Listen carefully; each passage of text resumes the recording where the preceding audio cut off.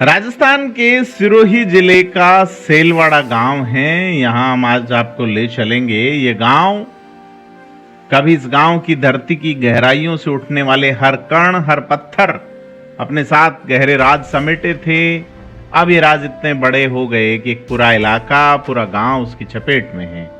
कहानी की तह तक जाएंगे, आपको हम ड्रोन के फुटेज दिखाएंगे कि किस तरह से अवैध खनन, जहां जमीन के सीने में छिपी दौलत कुछ हाथों में सत्ता और पैसे की भूख बनकर इस पूरे गांव के सुकून को निगल रही है। यहाँ एक ऐसा खेल चल रहा है जिसकी गूंज दूर तक सुनाई दे रही है, लेकिन प्रशासन के कानों तक पहुंचने से पहले ही यह आवाज खामोश क्यों हो जा रही है, क्यों गुम कर दी जा रही है। कौन है इस विनाश का असली गुनहगार? अधिकारियों से भी हमने बात की है। और ये खामोश हमला कब तक चलेगा?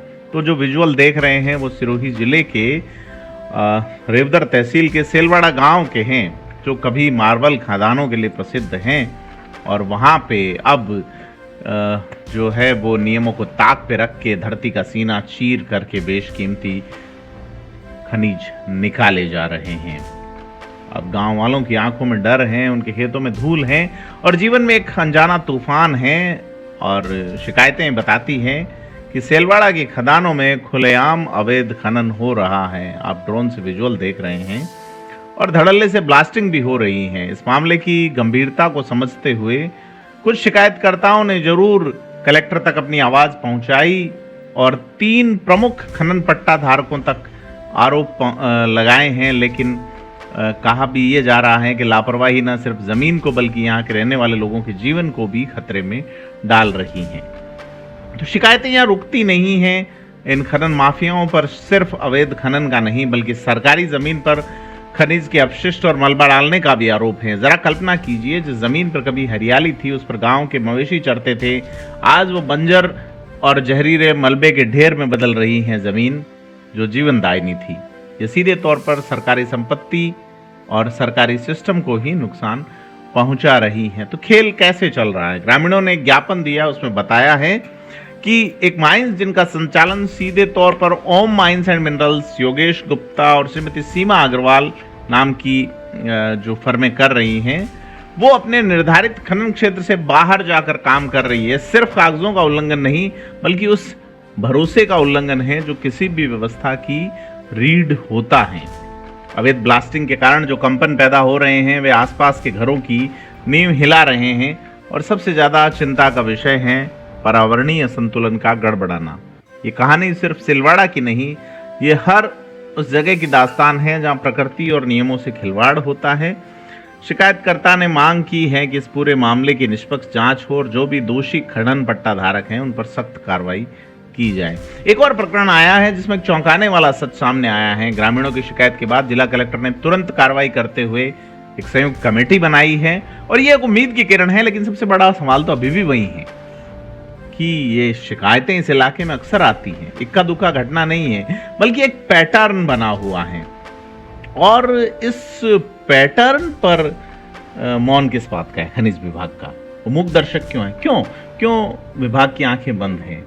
क्या किसी गहरे दबाव में है, लालच में है या कुछ और? ये वो सवाल हैं जिसका जवाब फिलहाल नहीं है। तो सेलवाड़ा जो है, जो खासा प्रसिद्ध रहा है, उसकी कहानी सिर्फ पत्थरों और ब्लास्टिंग की नहीं है।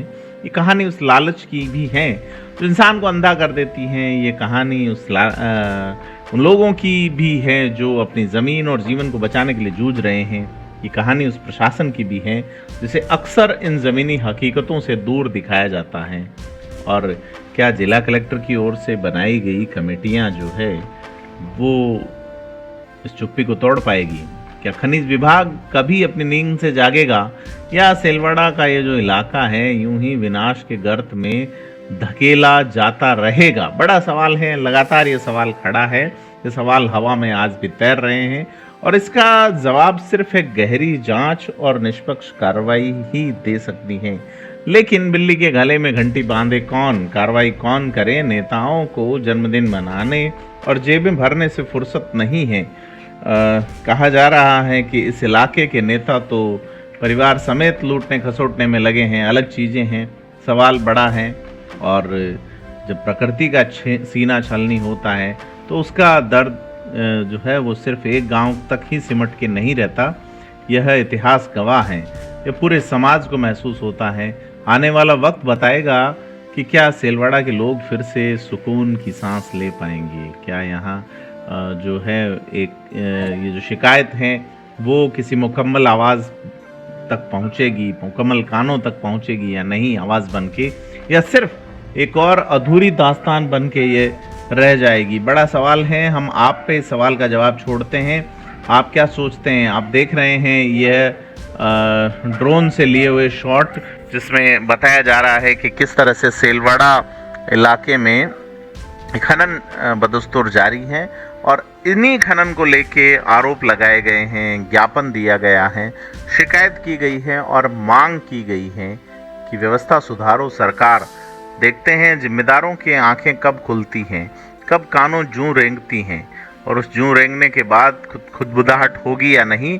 हम जानते हैं खनिज विभाग के अधिकारियों से क्या कुछ कहते हैं। अफसर सिरोही के जिला खनिज खान भू विज्ञान विभाग के दफ्तर पहुंचे, अधिकारियों से बात की, क्या कुछ कहते हैं आइए सुनते हैं। सेलवाड़ा मार्बल के एरिया में 2-3 माइंस की शिकायतें की है कि उनके द्वारा नियमानुसार कार्य नहीं किया जा रहा है, जिसके संबंध में जिला कलेक्टर महोदय से हमारे कार्यालय में शिकायत प्राप्त हुई थी।